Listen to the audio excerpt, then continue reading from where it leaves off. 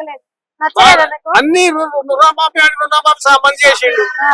మళ్ళా అది రైతు బంధు ఇస్తా అన్నాడు, సగం మందికి చుండు చూడయ్యాడు, అది కూడా భరోసా లేదు.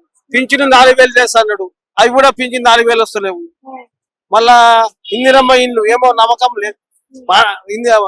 ఈ కాంగ్రెస్ ప్రభుత్వం నమ్మకం లేదు.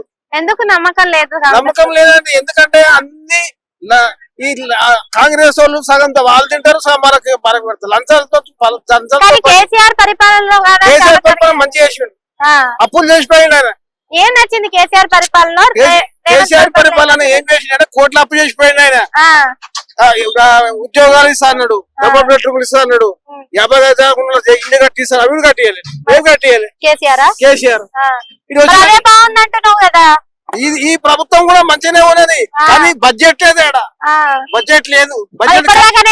రేవంత్ రెడ్డి కాంగ్రెస్ ప్రభుత్వం బాగాలేదన్నా, ఇప్పుడేమో అంత బడ్జెట్ లో కాల్ చేసిపోయాడు. వాడిని ఏమంటావు మళ్ళా? ఏం చేస్తాడు?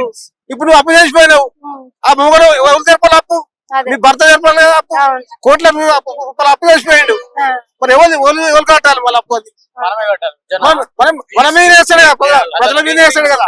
మళ్ళీ బస్ ఛార్జీలు వేస్తాడు, విద్యుత్ ఛార్జీలు వేస్తాడు, అన్ని వేస్తాడు. మళ్ళా ఫ్రీ స్కీమ్స్ ఉండడం కరెక్టా రాంగా అంటారా? ఏమంటారు మీ మాటలు? ఒకటే మాట, ఈయన మాట ఒక్క నమ్మకం నమ్మకం లేదు. ఇవాళ అంటాడు, రేపు అంటాడు 5 ఎకరాల అనుకునే ఉంటా వేస్తా అంటాడు. వాడేమో చెట్ల గుట్లకు రైతు బంద్ చేసాడు, కోట్ల అప్పు చేసాడు, వెళ్ళిపోయాడు.